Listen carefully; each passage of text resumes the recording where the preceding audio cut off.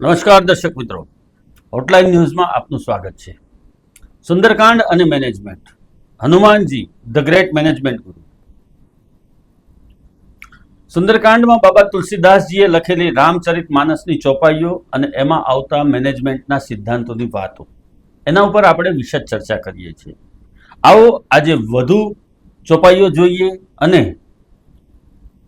એનો મર્મ સમજવાનો પ્રયત્ન કરીએ. सुनत बिहसी बोले रघुबीरा, ऐसे ही करब धरहु मन धीरा. अस कही प्रभु अनुज ही समुझाई, सिंधु समीप गए रघुराई. प्रथम प्रणाम कीन सिरुनाई, बैठे पुनि तट दर्भ दसाई. जब ही विभीषण प्रभु पही आए, पाछे रावण दूत पठाए. सकल चरित तिन देखे, धरे कपट कपि देह. प्रभु गुण हृदय सराही, शरणागत पर ने. એટલે કે લક્ષ્મણજી અને વિભીષણજી જ્યારે રામજીને સમુદ્રમાં માર્ગ બનાવવા માટેની વાત કરે છે ત્યારે લક્ષ્મણજી ઉગ્ર થઈ અને એમ કહે છે કે આ સમુદ્રની શાન તમારા એક જ બાણથી ઠેકાણે આવી જશે અને તમારા એક બાણમાં એટલી શક્તિ છે કે 7 સાગરને શોષી લેશે. ત્યારે રામજી બિલકુલ જ વિચલિત થયા વગર જો આ પરિસ્થિતિમાં કઈ રીતે વર્તવું એ અહીંયા આવે છે. સમુદ્ર જેવો પડકાર સામે છે ત્યારે પણ બિલકુલ વિચલિત થયા વગર પોતાની શક્તિ ઉપર ભરોસો રાખી અને શાંતિ અને સુલેહની વાત કરવી, આ મર્યાદા પુરુષોત્તમ રામ જ કરી શકે. એના ગુણને આ રીતે સમજવાનો છે કે આટલી મોટી સમસ્યા છે, સમુદ્ર જેટલી સમસ્યા સામે છે, છતાં સંયમ રાખી એને પ્રાર્થના કરવાની છે, વિનંતી કરવાની છે, 3 દિવસનું અનુષ્ઠાન કરવાનું છે અને દર્ભની જે આસન છે એ મંગાવ્યું છે. એમણે રામજીએ દર્ભનું આસન મંગાવી અને 3 દિવસ સમુદ્રની અનુષ્ઠાન કરવા માટેની તૈયારી બતાવી છે. એટલે સમાધાન માટે ક્યાં સુધીના તમારે પ્રયત્ન કરવા એની જે એક પરાકાષ્ઠા કહી શકાય એટલે સુધીની વાત અહીંયા આ દર્શાવવામાં આવી છે, વર્ણવવામાં આવી છે. સામે પાર સીતા છે લંકાની અંદર, આ પાર સમુદ્ર ઘૂઘવે છે, સમુદ્ર માર્ગ આપતો નથી.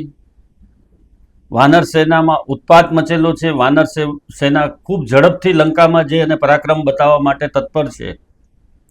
અન્ય સૈનિકો પણ બધા જ તત્પર બન્યા છે. તેમ છતાં પણ ભગવાન શ્રી રામ એકદમ શાંત અને ઠંડા કલેજે સમુદ્રને પ્રાર્થના કરે છે.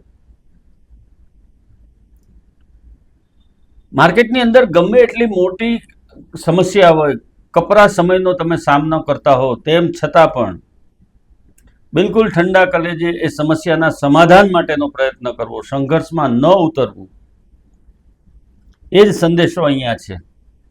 શક્ય હોય ત્યાં સુધી સંઘર્ષ ટાળવો, યુદ્ધ ટાળવાનો પ્રયત્ન કરવો. નહીં તો રામ તો ક્ષત્રિય છે, એ તો ગમે ત્યારે ક્રોધ કરી અને કંઈ પણ પરિણામ લાવી શકે છે. અઘોષિત યુદ્ધની સ્થિતિમાં પણ શાંત રહી અને સમુદ્રની સાથે સમાધાનના પ્રયત્ન કરે છે. બીજી તરફ રાવણે એના જે દૂત હતા એને વાનરનું રૂપ લઈ અને રામની સેનામાં ભળી જવા માટે મોકલી આપ્યા છે. કંપની કંઈ પણ કરી શકે, તમને પરાજિત કરવા માટે સામેની કંપની કોઈ પણ હદ સુધી જઈ શકે છે. અહીંયા રાવણ પણ એના તમામ હથગંડા અપનાવે છે. વિદ્વાન બ્રાહ્મણ છે રાવણ, એ કોઈ સામાન્ય રાક્ષસ નથી, પરંતુ એ ખૂબ વિદ્વાન બ્રાહ્મણ છે. 4 વેદના જાણકાર છે રાવણ. જ્યોતિષશાસ્ત્ર સહિતની વિદ્યાઓ એ જાણે છે. એટલે જ્યારે પણ આવી પરિસ્થિતિ આવે ત્યારે કુનેહથી કામ લેવું એ પણ રાવણ પાસેથી શીખવા જેવું છે. કેટલા બધા એ સરસ રીતે પોતાના જ દૂતને, પોતાના જ ગુપ્તચરોને વાનરના સ્વરૂપમાં રામની સેનામાં મોકલી આપે છે અને ત્યાંની પરિસ્થિતિનો રિપોર્ટ તૈયાર કરવા માટેની જવાબદારી એને સોંપવામાં આવે છે. આ 3 ચોપાઈઓમાંથી અર્થ એ જ નીકળે છે કે સામે ગમે એટલી મોટી સમસ્યા હોય તો પણ સ્થિર રહેવું.